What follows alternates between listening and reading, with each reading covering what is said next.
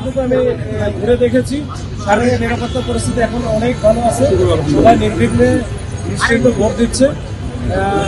ইনশাল্লাহ দেখা যাক এভাবে থাকলে সমস্যা হবে না, ইনশাল্লাহ সবকিছু ঠিকঠাক সম্পন্ন করতে পারবে। সাধারণ মানুষ যারা তাদের আসলে যারা রেগুলারই যে ঢাকা ইউনিভার্সিটিকে হয়তো ব্যবহার করে তারা বিভিন্ন জায়গায় যাতায়াত করতো, তাদের জন্য আজকে আসলে একটু ঝামেলা হবে, তারা একটু কষ্ট ভোগ করবে। এখন কিছু করার নাই, এখন যেহেতু আজকে একটা দিন তাদেরকে একটু কষ্ট করতে হবে, এরপরে কাল থেকে তো তারা আবার স্বাভাবিকভাবে কাজ করতে পারবে। সারা ঢাকায় যে কোনো দিক দিয়ে যাইতে পারবে, জাস্ট খালি ঢাকা ইউনিভার্সিটির ভিতর দিয়ে না গেলেই হবে।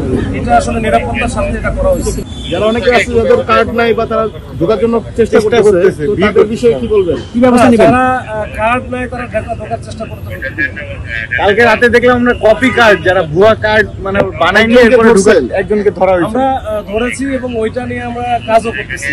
এটা আসলে কোথায় থেকে কেন আসলে, কোনো উদ্দেশ্য, অন্য কোনো উদ্দেশ্য আছে কিনা, বিশেষ কোনো স্বার্থন্বেষী মহলের পক্ষে কাজ করতেছে কিনা, এগুলো আমরা যাচাই